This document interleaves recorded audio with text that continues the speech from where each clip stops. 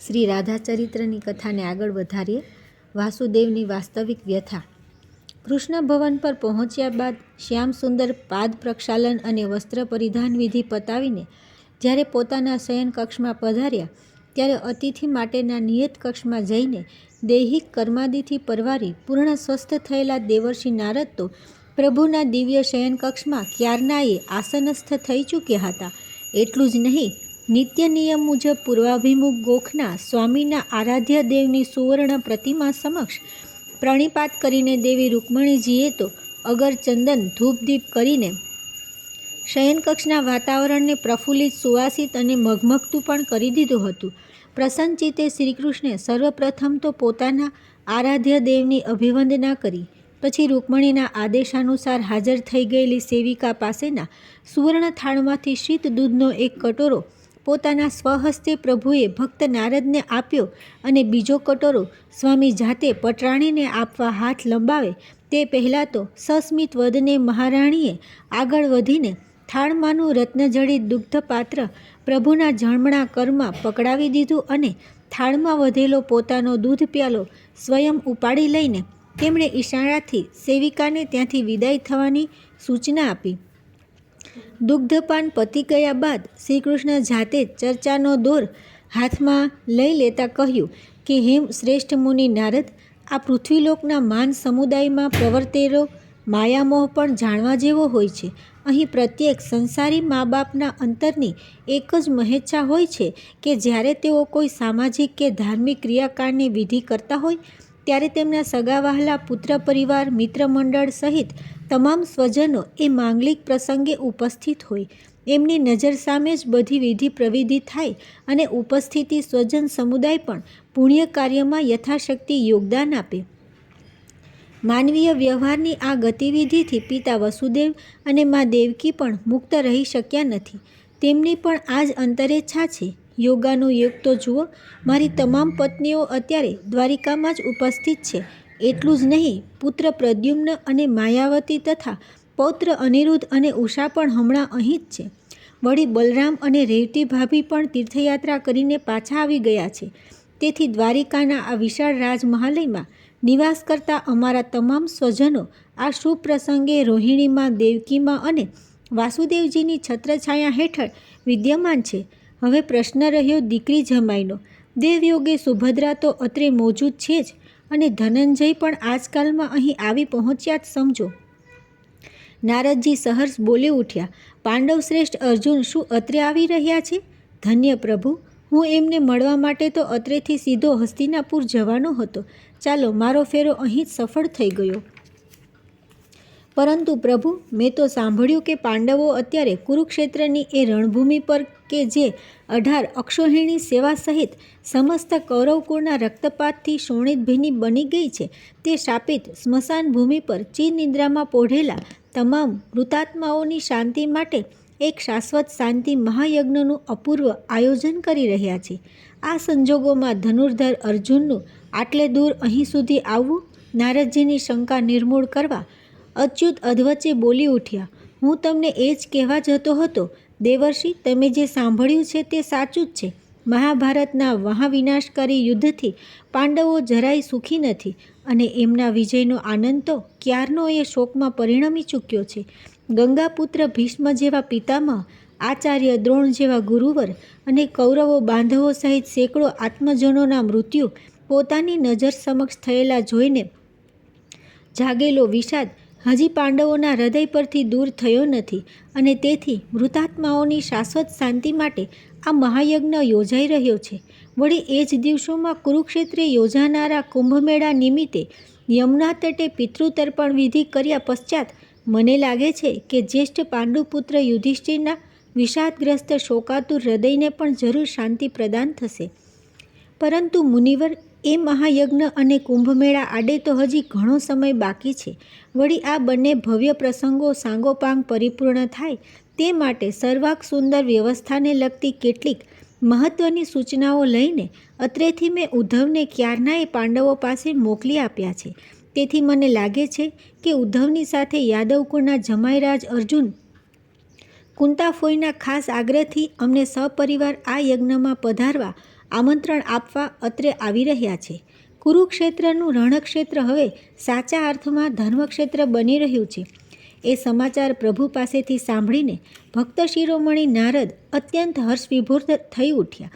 પરંતુ રૂકમણી ક્યાં ખોવાઈ ગયા? કુરુક્ષેત્રનો કુંભમેળો આટલા શબ્દ કાને પડતા જ રૂકમણીના સ્મૃતિપટ પર આજથી કેટલાક વર્ષ પૂર્વેની એક યાદગાર ઘટના પુનઃ સજીવન થઈ કે જ્યારે કોઈને પણ સાથે લીધા વિના દ્વારિકાધીશ શ્રીકૃષ્ણ એકલા જ દારૂક સાથે રથમાં કુરુક્ષેત્રના કુંભમેળામાં યમુના સ્નાન કરવા માટે ચૂપચાપ ઉપડી ગયા હતા અને પાછા આવ્યા બાદ દિવસોના દિવસો સુધી કેટલા હરખ-ઘેલા થઈને ત્યાંની વાતો કરતા હતા, કેમ કે ત્યાં તેમને કુંભમેળા નિમિત્તે યમુના સ્નાન કરવા આવેલા અનેક વ્રજવાસીઓનો વર્ષોનો વિયોગ બાદ આકસ્મિક ભેટો થઈ ગયો હતો. ખાસ કરીને યશોદા માતા, નંદ બાબા, પોતાના બાળ સખા સખી, ગોપ ગોપાંગનાઓ તથા વિરહાણી રાધાને મળીને આવ્યા બાદ તો શ્યામ સુંદર સાચે જ ફરી પાછા યશોદાનંદન, નંદકુંવર, નટવર નાગર, ગિરધર ગોપાલ ન બની ગયા હોય એવી રીતે ખુશખુશાલ દેખાતા હતા. રાત દિવસ એમની સાથે રહેનાર રૂકમણી આ બધું ક્યાં અછાનું રહ્યું હતું અને તેથી અત્યારે કુરુક્ષેત્રના કુંભમેળાનું નામ પડતા રૂકમણીના ભાવુક હૃદયમાં વિચારોનું પૂર ઉમટ્યું. કદાચ આ વખતના કુંભમેળામાં પણ કુરુક્ષેત્રે આ બધા વ્રજવાસીઓ આવશે જ. કેમ જાણ્યું પોતાના પ્રિય સખા ઉદ્ધવને આ અંગેનો કોઈ સંદેશો લઈને વ્રજનંદરે વ્રજમાં નહીં મોકલ્યા હોય? યશોદા મૈયા, નંદબાબા અને શ્યામની પ્રિય સખી રાધાને એકવાર નજરો નજર નિહાળવાની આ બહાને જો તક મળતી હોય તો પોતે જરૂર આ વખતે ત્યાં જશે જ. પણ ક્યારે, કોની સાથે? હજી કેટલા દિવસની વાર હશે આ કુંભમેળાને? આ મેળો કેટલા દિવસ ચાલશે? રૂકમણીના મનમાં એક સામટા એટલા બધા પ્રશ્નો ઉઠવા માંડ્યા કે એમનાથી રહેવાયું નહીં અને પ્રભુ નારદજીને કંઈક કહી રહ્યા હોય તેમાં વચ્ચે બોલવાનો અવિવેક વહોરી લઈને પણ રૂકમણીજી ભગવાનને પૂછી બેઠા, સ્વામી, આ કુંભમેળો વળી શું છે અને એ કુરુક્ષેત્રમાં જ કેમ ભરાય છે? હું તો આ વિશે કંઈ જ જાણતી નથી. નારદજી સામે જોઈને સૃષ્ટિકર્તા વિશ્વેશ્વર મીઠું મલક્યા, એ અર્થમાં કે મારી રાણી કેટલી ભોળી ભૂલકણી છે. અને પછી પટરાણીની જિજ્ઞાસા સંતોષવા તથા તેમને એમના મૂળ સ્વરૂપનું જરા ભાન કરાવવા પ્રભુ બોલ્યા, દેવી લક્ષ્મી, માનવ દેહ ધારણ કરીને તમે તો બધું જ ભૂલી ગયા લાગો છો. યાદ છે, દેવોના દાનવોના સહયોગથી સમુદ્ર મંથન કર્યું ત્યારે સર્વપ્રથમ તમે લક્ષ્મી રૂપે સમુદ્રમાંથી પ્રગટ થયા અને તમારા સહિત જે અન્ય 13 રત્નો સમુદ્રમાંથી એક પછી એક પ્રાપ્ત થયા. તમે કૌસ્તુભમણી, પારિજાતક, સુરા, ધન્વંતરી, ચંદ્રમા, કામદુર્ગા, ઐરાવત, રંભા, સપ્તમુખી, અશ્વ, ઝેર, સારંગ, ધનુષ્ય અને પંચજન્ય શંખ, આ 13નો તો અમે દેવોએ એક પછી એક વહેંચી લીધા. વિષ્ણુ રૂપે મેં તમને અંગીકાર કર્યા તો હળાહળ ઝેરનો મહાદેવજીએ સ્વીકાર કર્યો. આ તો બધું તમે જાણો જ છો. પરંતુ છેલ્લા 14મા રત્ન તરીકે અમૃત કુંભ નીકળ્યો ત્યારે અમર થવાની લાલસાથી દાનવોએ અમૃત ભરેલો ઘડો લઈને ભાગ્યા. દેવોની વિનંતીથી મારે મોહિની સ્વરૂપ ધારણ કરી દાનવો પાસે જવું પડ્યું અને તેમને છેતરીને હું એ અમૃત કુંભ ઉપાડી લાવ્યો. ત્યારે દેવદાનવો વચ્ચે ભયાનક યુદ્ધ થયું. 12 દિવસ સુધી દિન રાત ચાલેલી આ લડાઈ વેળા આ અમૃતનો કુંભ ભારતભૂમિ પર જ્યાં જ્યાં પડ્યો તે સ્થળ પાછળથી અત્યંત પવિત્ર ગણાયું અને ત્યાં સૂર્ય, ચંદ્ર અને બૃહસ્પતિ એક રેખામાં આવે ત્યારે કુંભ યોગ થયો. ગણીને ખૂબ વિશાળ કુંભમેળા યોજવાની પરંપરા સતયુગથી શરૂ થઈ, જે ત્રેતાયુગમાં પણ ચાલુ રહી અને આ દ્વાપર યુગમાં પણ જળવાઈ રહી છે. દેવી, હવે પછી આવનારા ઘોર કળયુગમાં તો આ કુંભમેળાનું મહાત્મ્ય અનેક ગણું વધી જશે. હવે તમારા બીજા પ્રશ્નનો ઉત્તર આપું તે પહેલાં અમૃત કુંભ જે સ્થળે પડ્યો તે સ્થળોમાં કુરુક્ષેત્ર, પ્રયાગ, હરદ્વાર, ઉજ્જૈન અને નાસિક, ત્ર્યંબકનો પણ સમાવેશ થતો હોવાથી આ તમામ સ્થળોએ અમુક વર્ષોના અંતરે સૂર્ય, ચંદ્ર અને બૃહસ્પતિની રાશિ રચના અનુસાર આ કુંભમેળા ભરાય છે, જેમાં આ વર્ષે સારાય આર્યાવર્તમાંથી માનવ પ્રવાહ કુરુક્ષેત્ર ભણી વહી રહ્યો છે. આગામી માઘ માસની અમાવસ્યાએ સૂર્યગ્રહણ થવાનું હોવાથી અને કુંભમેળો પણ ભરાવાનો હોવાથી કુરુક્ષેત્રમાં વહેતી પવિત્ર યમુનાજીમાં ગ્રહણ સ્નાન કરવા માટે ખૂબ મોટી સંખ્યામાં જનસમુદાય ત્યાં ઉમટવાનો છે. બોલો, હવે બીજું કાંઈ પૂછવું છે? રૂકમણીજી શોભિત થઈ ગયા. પ્રભુને આટલું બધું બોલવાનો ખોટો શ્રમ આપ્યો તે અપરાધ બદલ 2 કરજોડી ક્ષમા યાચી રહ્યા અને બોલ્યા, હવે કંઈ પૂછવું નથી, બધું યાદ આવી ગયું. પણ એક વાત પૂછું? કંઈ પૂછવું નથી અને એક વાત પૂછું. આ 2 વિરોધાભાસ વચ્ચે અટવાઈ ગયેલા રૂકમણીજીની દયનીય સ્થિતિ અંતર્યામી અવિનાશથી જોઈ જતી ન હતી. તેમણે હસીને કહ્યું, એક શું કામ? જેટલી વાતો પૂછવી હોય એટલી પૂછી નાખો ને, મનમાં શું કામ રાખો છો? દેવી, પૂછો. રૂકમણીની હિંમત વધી. ધીરેથી એમણે પૂછ્યું, આપણે આ કુંભમેળામાં યમુના સ્નાન કરવા જવાનું છે? આપણે એટલે? શ્યામસુંદર ગંભીર થઈ ગયા. મારી વાત કરતા હો તો મારું કંઈ જ નક્કી નથી. અત્યારે જે પ્રકારે યાદવો વર્તી રહ્યા છે તે જોતાં મને લાગે છે કે હું દ્વારકા છોડીને હવે ક્યાંય નહીં જઈ શકું. નારાયણથી એક નાનકડો નિશ્વાસ નખાઈ ગયો, પરંતુ તરત જ સ્વસ્થ થઈને તેઓ બોલ્યા, પણ તમારે જો ત્યાં જવું હોય તો તમે ખુશીથી જઈ શકો છો. મેં હમણાં કહ્યું તેમ અર્જુન આપણને આમંત્રણ આપવા જ આવે છે. તાતશ્રી, માતશ્રી અને માતેશ્વરી શ્રી તો જવાના જ છે. વળી જતી વેળાએ સુભદ્રાનો સંગાત છે એટલે તમને વધુ ફાવશે. આપણા પરિવાર માટે તો પાંડવો ત્યાં વિશાળ તંબુઓ ઊભા કરીને રહેવા જમવાની ખાસ વ્યવસ્થા કરશે, એની મને ખાતરી છે. દેવી, તમે જાઓ, તમને ખૂબ મજા આવશે. અનેક ચિર પરિચિત ચહેરાઓના ત્યાં દર્શન થશે. કદાચ તમારા પિતા વિદર્ભ નરેશનો પરિવાર અને પ્રજાજનો પણ ત્યાં આવશે જ. પ્રભુએ જાણી જોઈને પટરાણીના પિયરના સ્વજનોનો ઉલ્લેખ કર્યો. પરિણીત સ્ત્રી માટે તો આ મોટામાં મોટું પ્રલોભન ગણાય, પરંતુ રૂકમણીજીને જે સાંભળવું હતું તે નટખટ નંદકિશોરે ન સંભળાવ્યું. તેથી રૂકમણીના ચહેરા પર પ્રસન્નતાની જરાય ચમક ન આવી. ખિન્નવદને તે બોલ્યા, આપના વિના હું એકલી તો જતી હોઈશ. આપના વિના મને જરાય આનંદ ન આવે અને અહીં આપને એકલા મૂકીને જતાં મારો જીવ પણ ન ચાલે. રૂકમણીનો નિરાશાભાવ કળી ગયેલા પ્રભુ હવે ઉમંગમાં આવી ગયા અને હવે વધારે વાર પટરાણીને ન ટટડાવતા હસીને બોલ્યા, તમે એકવાર નહોતું કહ્યું કે મારે યશોદામાને નંદબાબાને નજરો નજર જોવા છે, મળવું છે, ખૂબ વાતો કરવી છે? તો જાવ ને, કુરુક્ષેત્રના કુંભમેળામાં યમુના સ્નાન કરવા એ લોકો તો આવશે જ. રાધા આવશે? ક્યારનું એ જે હૈયું હતું તે હવે રૂકમણીના હોઠે પણ આવી ગયું અને એમાં બોલતા શું તો બોલાઈ જવાયું. પણ તેઓ તરત ભોઠા પડી ગયા કે અરે રે, નારદજીની હાજરીમાં મેં આ શું પૂછી નાખ્યું? તેમણે નીચું જોઈ લીધું. શ્રી કૃષ્ણે પટરાણીના આ પ્રશ્નનો જાણી જોઈને ઉત્તર ન આપ્યો. વાત બદલી નાખવાની આશયથી તેમણે જલપાન કરવાની અને મુખવાસની ઈચ્છા પ્રદર્શિત કરી. લજ્જિત થઈ ગયેલા રૂકમણીએ સ્વસ્થ થવાની આ તક ઝડપી લીધી. હું મુખવાસની પેટી લઈને આવું છું અને નીચેથી સેવિકાને જળ લઈને ઉપર મોકલું છું, એમ કહીને એ ઝડપથી ઉઠીને બહાર ચાલ્યા ગયા.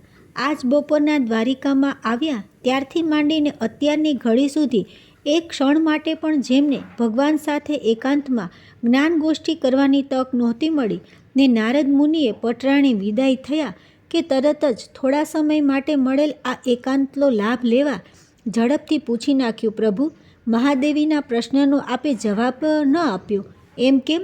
અને આવું પૂછતી વેળા નારદજીના મનમાં તો રૂકમણીજીએ પેલા સ્વપ્નનું રહસ્ય જાણવાનું જે વચન માગી લીધું હતું તે જ રમતું હતું. શ્રી કૃષ્ણ પૂર્ણ ધીર ગાંભીર્યથી બોલ્યા, શો જવાબ આપું દેવર્ષિ? એમના મનમાં ક્યારની આ વાત પૂછવાની તાલાવેલી હતી, પરંતુ તમે બેઠા હતા તેથી જીભ નહોતી ઉપડતી.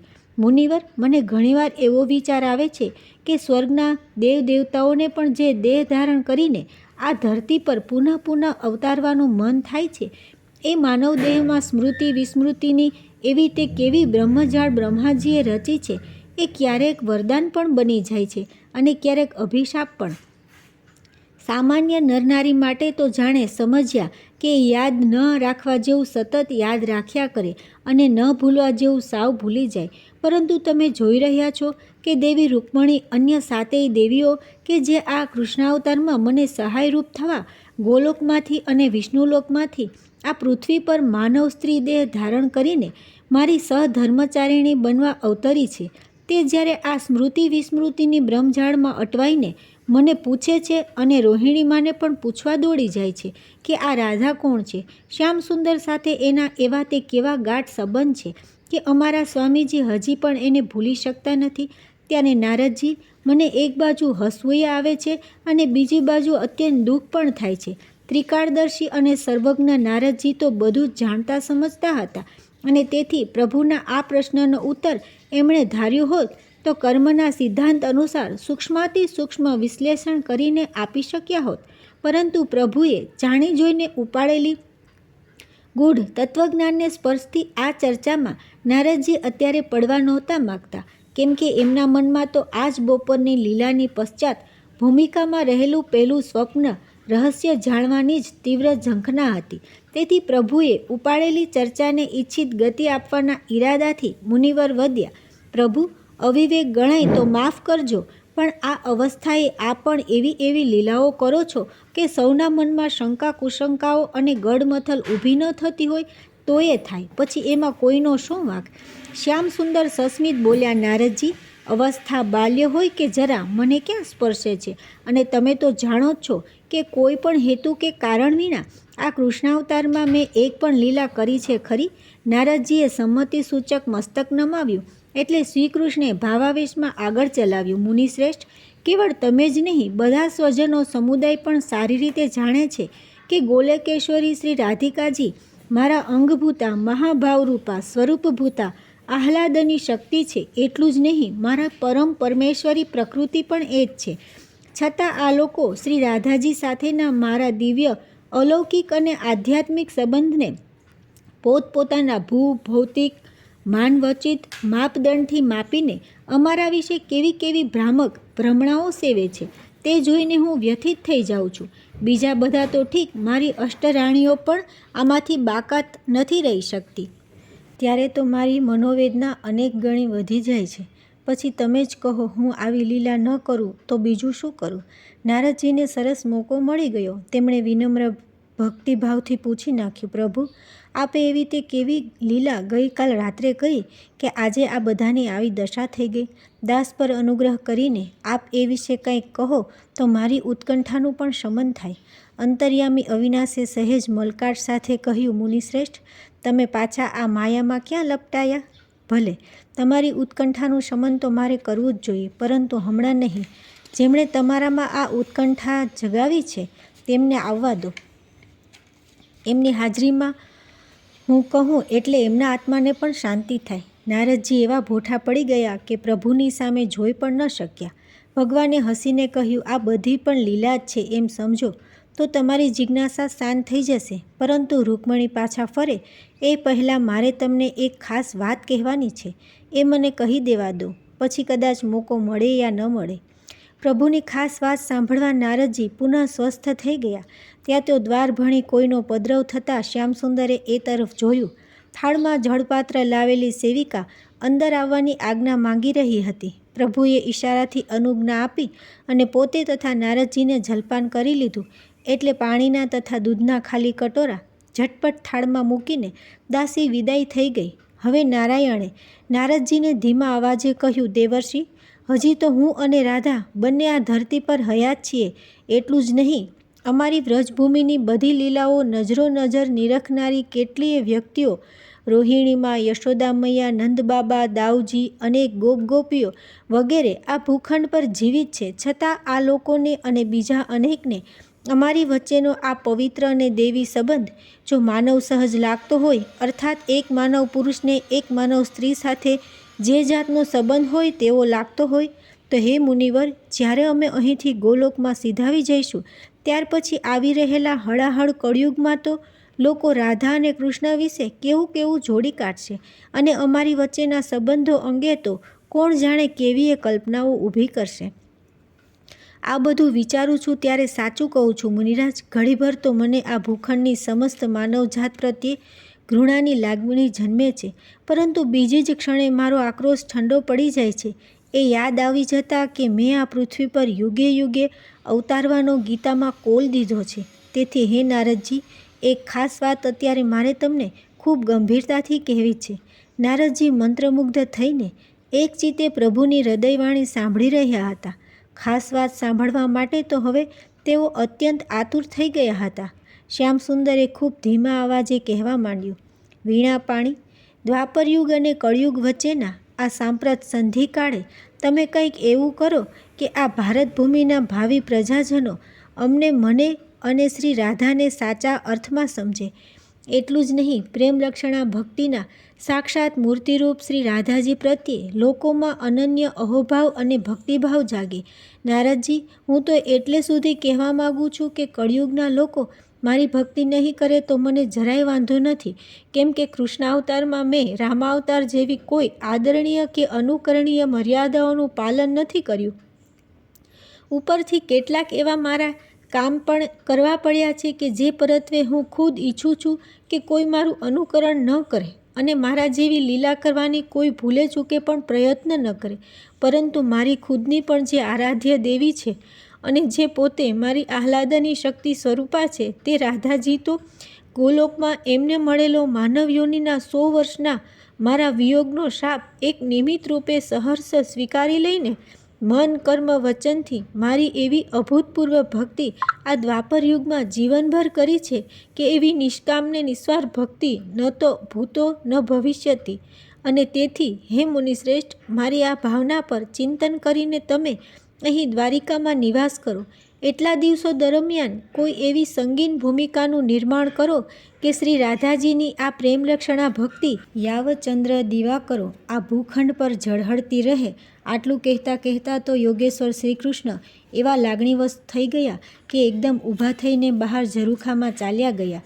બરાબર એ જ વખતે મુખવાસની રત્નજડિત પેટી લઈને રૂકમણી આવી પહોંચ્યા. નારદજીને સમાધિસ્થ સ્થિતિમાં જોઈ અને સ્વામીનાથને બહાર ઝરૂખામાં ઊભેલા જોઈને માંડ સ્વસ્થ થયેલું રૂકમણીનું ચિત્ત ફરી પાછું વિહવળ થઈ ઉઠ્યું. એમને શંકા ગઈ કે જરૂર મારા લીધે કંઈક થઈ ગયું લાગે છે. મારી ઈચ્છા પૂરી કરવા દેવર્ષિએ પ્રભુને સ્વપ્નની વાત પૂછી હશે અને મારી આ જિજ્ઞાસાથી સ્વામીને મારા પર ખોટું લાગ્યું હશે. આવું વિચારતા પટરાણી ઝરૂખામાં જવા આગળ વધ્યા ત્યાં તો સ્વર્ણ નૂપુર ઝંકારથી એમનું આગમન કરી ગયેલા ઘનશ્યામે એમની સામે જોઈને સ્વસ્થતાથી કહ્યું, આવી ગયા દેવી, કંઈ બહુ વાર લાગીને? સ્વામીની સ્વસ્થતા જોઈ હાશ અને હળવાશ અનુભવતા પટરાણી બોલ્યા, પ્રભુ, કદાચ આજ રાત્રે મોડે સુધી આપની સેવામાં મારે અત્રે રોકાવું પડશે એવું લાગતા નીચેના કક્ષમાં મારા રાત્રિ રોકાણની વ્યવસ્થા કરાવી દીધી અને મોડી રાત્રે હું રૂકમણી ભવન પર પાછી નથી ફરવાની, તેથી મારી રાહ ન જોતા અંગેની સૂચના પણ મેં ત્યાં મોકલી આપી. એટલે થોડી વાર લાગી. શ્રીકૃષ્ણ ધીમું હસ્યા અને પટરાણીએ ધરેલ મુખવાસની પેટીમાંથી મુખવાસ આરોગીને તેઓ પાછા શયન કક્ષમાં પધાર્યા. ત્યારે તો નારદજી પણ વિચાર સમિધિમાંથી જાગીને પ્રસન્ન ચિત્તે નારાયણ નારાયણનો મુખ ઝપી રહ્યા હતા. પ્રભુએ આસન ગ્રહણ કર્યું એટલે રૂકમણી પણ પોતાની નિયત જગ્યાએ બિરાજ્યા. રૂકમણી સામે એક સૂચક દ્રષ્ટિ ફેંકીને શ્રીકૃષ્ણ બોલ્યા, દેવી, આપના પુણ્ય પ્રતાપે મુનિવરના શાંત ચિત્ત પ્રદેશમાં ભારે ઝંઝાવાત પેદા થયો છે. એમની જિજ્ઞાસા એકદમ વધી ગઈ છે કે કાલે રાત્રે મેં સ્વપ્નમાં એવું તે શું જોયું કે મારાથી ઊંઘમાં આવું બોલાઈ ગયું. મને લાગે છે કે તમારા મનમાં પણ આ જ પ્રશ્ન ઘોળાયા કરે છે, ખરું ને? રૂકમણી શરમાઈ ગયા. પ્રભુ હસીને બોલ્યા, મને સીધું પૂછ્યું હોત તો શું હું તમને ન કહેત? ચાલો, જે થયું તે સારું થયું. નારદજીની હાજરીમાં જ મારે તમને આ વાત કહેવાનું વિધિ નિર્માણ હશે. તેથી કહું છું કે સ્વપ્નમાં મેં વિરહ વ્યાકુળ શ્રી રાધિકાને યમુનાના જળમાં કૂદી પડીને આત્મહત્યા કરતી જોઈ અને મારાથી ઊંઘમાં ચીસ પડાઈ ગઈ કે રાધે રાધે, આ તે શું કર્યું દેવી? આટલું સાંભળતા વેદ ન કેવળ રૂકમણી બલકે મુનિવર નારદજી પણ એવા હતપ્રધ થઈ ગયા કે બંને જણા પ્રભુની સામે ટગર જોઈ જ રહ્યા. પટરાણીમાં તો કંઈ બોલવાની હોશ જ નહોતા રહ્યા. પરંતુ નારદજીથી પૂછ્યા વિના ન રહેવાયું. પ્રભુ, ગોલોકેશ્વરી રાધિકાજી આત્મહત્યા કરે? અસંભવ, આવું બની શકે જ નહીં. શ્રીહરિ હસીને બોલ્યા, સ્વપ્નમાં તો બધું જ બને. અસંભવિતને પણ સંભવિત બનાવી દે એનું જ નામ સ્વપ્ન. નારદજી, હું તમને સ્વપ્નની વાત કહું છું, વાસ્તવિકતા ક્યાં કહું છું? સ્વપ્ન અને વાસ્તવિકતા આ બે શબ્દો વાસુદેવ એવી રીતે બોલ્યા કે નારદજી સમજી ગયા કે જરૂર આમાં કંઈક મર્મ છે. પ્રભુ વાતને રમાડી રહ્યા છે. એમણે યોગેશ્વરના મનની વાત બહાર કઢાવવા પતિ પ્રશ્ન પૂછ્યો. પછી શું થયું પ્રભુ? સ્વપ્ન આગળ ચાલ્યું કે સ્થગિત થઈ ગયું? શ્રી કૃષ્ણ કહે છે, મુનિવર, પછી શું થયું એ જો તમારે જાણવું હોય તો એ પૂર્વે તમારે મારી અને શ્રી યમુના મહારાણીની વચ્ચે આ કૃષ્ણાવતારની પ્રથમ રાત્રિએ જ જે વચનબદ્ધતા અર્થાત વચનોની આપલે થઈ ચૂકી હતી તે જાણી લેવી જ પડે. એ જાણ્યા વિના તમને કોઈને મારા આ સ્વપ્નનું રહસ્ય નહીં સમજાય. નારદજી મૌન રહ્યા. રૂકમણીની જિજ્ઞાસા એકદમ વધી પડી. ભગવાન તો બોલી જ જતા હતા. મથુરાના કારાવાસમાં શ્રાવણવદ આઠમની મધ્યરાત્રિએ મા દેવકીની કુખે મેં જન્મ લીધો. એ રાતની આ વાત છે. સવારે મામા કંસને ખબર પડે કે દેવકીએ 8મા સંતાનને જન્મ આપ્યો છે અને એ નરાધમ કારાગૃહમાં આવીને મારી હત્યા કરે એ પહેલાં મને મથુરાની જેલમાંથી ગોકુળમાં નંદ યશોદાને ત્યાં પહોંચાડી દેવાની જે યોજના ઘડાઈ હતી અને જે રીતે મને રાતોરાત ત્યાં પહોંચાડી દેવામાં આવ્યો હતો એ બધું તો તમે જાણો જ છો. પરંતુ અજ્ઞાની અને અંધશ્રદ્ધાળુ લોકો એવું સમજે છે કે પિતા વસુદેવ જ્યારે મને છાબડીમાં માથે મૂકીને વરસતા વરસાદમાં યમુના કિનારે આવ્યા ત્યારે યમુનાજીએ 2 ભાગમાં વહેંચાઈ ગયા. વચ્ચે માર્ગ થઈ ગયો અને એ માર્ગ દ્વારા વસુદેવજી મને લઈને સામા કિનારે પહોંચી ગયા. કોઈ પણ જ્ઞાની કે બુદ્ધિશાળી વ્યક્તિના ગળે આ વાત ઉતરે એવી નથી, સિવાય કે શ્રદ્ધાળુ લોકો આ ઘટનાને કોઈ દેવી ચમત્કારમાં ખપાવે. બાકી નદીના વહેતા વારી 2 ભાગમાં વહેંચાઈ જાય અને પછી વચ્ચે જે માર્ગ થાય તે કાંઈ જળ સમતલ તો ન જ હોય ને. નદીના જળની ઊંડાઈ જેટલો એ ભૂમાર્ગ પણ ઊંડો જ હોય છે અને હાથમાં કે માથા પર છાબડીમાં પધરાવેલ નવજાત શિશુને લઈને ઘનઘોર અંધારી રાતે અંદર ઉતરીને ચાલવાની હિંમત દુનિયાનો કોઈ માનવ બાપ ન કરી શકે. પછી ભલેને આ વાસુદેવના પિતા વસુદેવ કેમ ન હોય? મુનિવર, હકીકતમાં એવું કંઈ નહોતું બન્યું. જે બન્યું હતું તે તર્કસંગત હતું. નારદજી, તમે તો આ નવખંડ ધરતી પર સર્વત્ર વિહરો છો એટલે તમને તો ખબર જ હશે કે આ પૃથ્વી પર કેટલેક સ્થળે એવા મૃત સરોવરો છે કે જે શિયાળાની કાતિલ ઠંડીમાં ઠરીને બરફમય યાને હિમશિલા સ્વરૂપ બની જતા હોય છે અને તે એટલી હદ સુધી નક્કર ઘનરૂપ બની જાય છે કે લોકો એના પર ચાલે છે, દોડે છે અને રમતો પણ રમે છે. નારદજીએ સંમતિ સૂચક હોંકારો પૂર્યો એટલે શ્યામસુંદરે આગળ ચલાવ્યું. મારી ઐશ્વર્ય શક્તિના પ્રભાવે કરીને કે પછી એ વર્ષે થયેલ અતિવૃષ્ટિના કારણે જે ગણો તે પણ શ્રાવણની એ મધરાતે એટલી કાતિલ ઠંડી પડેલી કે લોકોના ઘરોમાં માટલાનું પાણી પણ બરફ થઈ ગયેલું. આ સંજોગોમાં મથુરા અને ગોકુળ વચ્ચે વહેતી યમુના નદીના પ્રવાહનો ટૂંકામાં ટૂંકા પટવાળો એક આખો ઊભો પટ્ટો હિમશિલારૂપ બની ગયેલો. એ ઊભા પટ્ટાની બંને બાજુએ તો પાણી જ હતા અને એ હિમશિલારૂપ પટ્ટાની નીચે પણ યમુનાજી તો વહેતા જ હતા. ફક્ત ઉપરનો પોપડો બરફમય બની ગયેલો. મને માથે ઊંચકીને પિતાશ્રી એ હિમશિલા પર થઈને સામે કિનારે સહી સલામત પહોંચી જાય એમાંય જરાય નવાઈ નહોતી. પરંતુ તાતશ્રીની હિંમત ન ચાલી. કારાગરથી યમુના તટ સુધી ખૂબ સાવધાનીપૂર્વક પહોંચી ગયેલા વસુદેવજી અંધારી ઘનઘોર રાતે વરસતા વરસાદમાં ભરપૂર વહેતી યમુના નદી પાર કરવાનું અને એ પણ મને માથે લઈને સામે કિનારે પહોંચી જવાનું જોખમ ખેડતા ખચકાયા અને કિંકર્તવ્યવૂઢ બની ગયા. ત્યારે તો એક એક પળ અતિ મૂલ્યવાન હતી. નથી ને એ અહીંથી ગોકુળમાં જવાના બદલે કોઈ બીજો માર્ગ અપનાવી લેશે યા ડરના માર્યા પાછા વળી જશે તો? ગગનમાંથી નીરખી રહેલા દેવોને ચિંતા થઈ અને મને 2 હાથ જોડીને કંઈક કરવા સર્વદેવો વિનવી રહ્યા. એટલે મારે મારા આ કૃષ્ણાવતારની સર્વપ્રથમ લીલા જન્મની પ્રથમ રાત્રિએ જ યમુના કિનારે કરવી પડી. આટલું બોલીને શ્યામસુંદર જરા અટક્યા. દ્વારિકાના કૃષ્ણ ભવનમાં ધીરે ધીરે શિયાળાની રાત જામતી જતી હતી, પરંતુ સાગર પરથી વાતો ઠંડો પવન વાસુદેવના શયનકક્ષની બહાર જાણે કે આ અભૂતપૂર્વ ઘટના સાંભળવા ઊભો ન રહી ગયો હોય એમ થંભી ગયો. એટલે ઠંડીની કોઈ અસર આ 3 દિવ્યાત્માઓ પૈકી કોઈનાય દેહને સ્પર્શતી નહોતી. થોડું વિરમીને વનમાળી આગળ વધ્યા. મારા આદેશથી ખુદ માયાદેવી શૃંગાલનું રૂપ લઈને તાત્કાલિક ત્યાં આવ્યા અને તાતશ્રીના પગે અથડાઈને એમનું ધ્યાન ખેંચાય એ રીતે તેઓ શિયાળ રૂપે બરફ થઈ ગયેલા યમુનાજીને જળપટ્ટા પર થઈને 4 પગે ચાલતા સામા કિનારે જવા લાગ્યા. તારામંડળના અજવાળામાં તાતશ્રીએ નજરો નજર આ દ્રશ્ય જોયું અને એકદમ તેમનામાં હિંમતનો સંચાર થયો. આ શિયાળ પણ પાણી પર ચાલે છે તો હું કેમ ન ચાલી શકું? આટલો વિચાર આવતા વેત વસુદેવજી મને લઈને એ માર્ગે આગળ વધ્યા.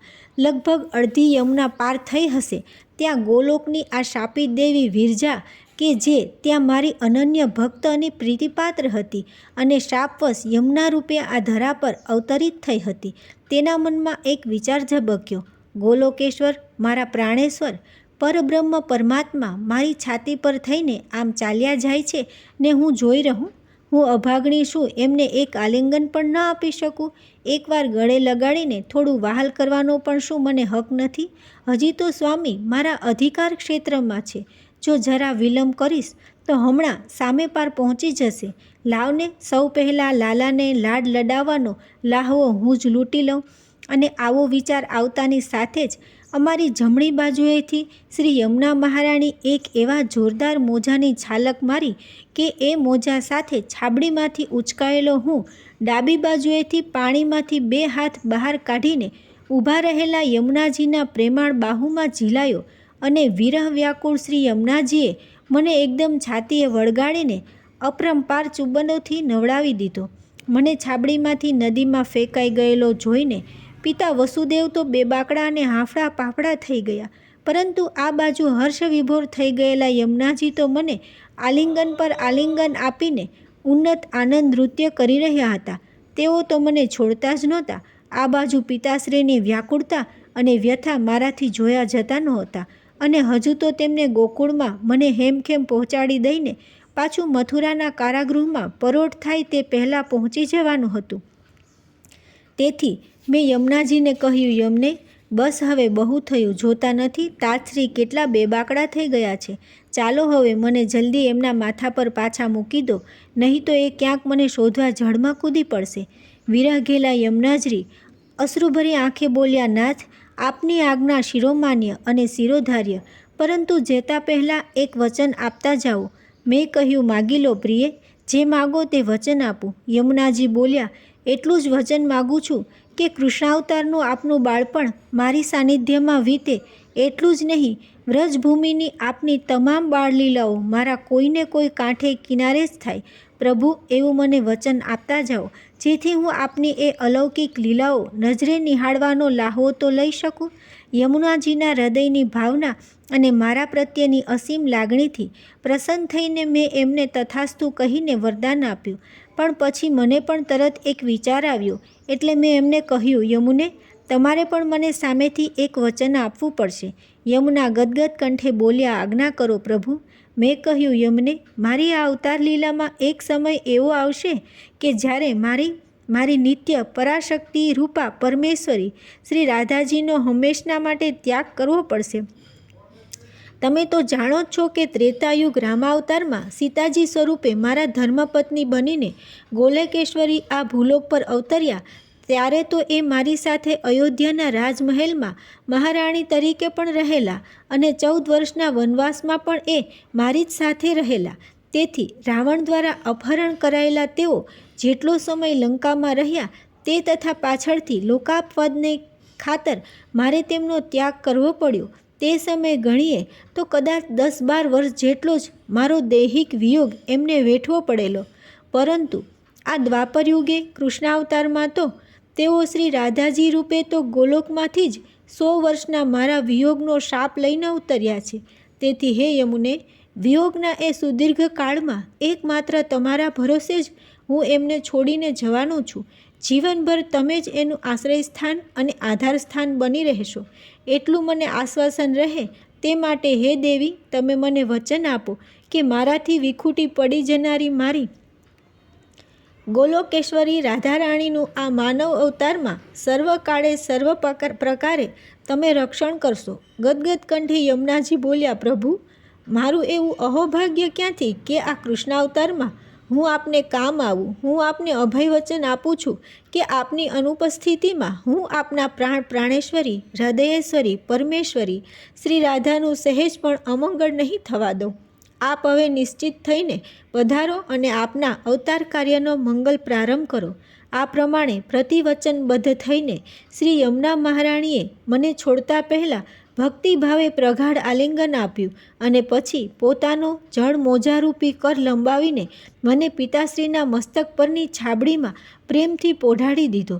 હે નારદજી, આમ કૃષ્ણાવતારની પ્રથમ રાત્રિએ જ યમુનાજી અને મારી વચ્ચે જે વચનબદ્ધતા થઈ હતી તેના પરિપ્રેક્ષ્યમાં જ હવે હું તમને વિરહિણી શ્રી રાધાજીએ આત્મવિલોપન કરવા સારું શ્રી યમુનાજીનું શરણ લીધું એ કથા જો કહું તો તમારી ઘણી ખરી જિજ્ઞાસાઓ શાંત થઈ જશે.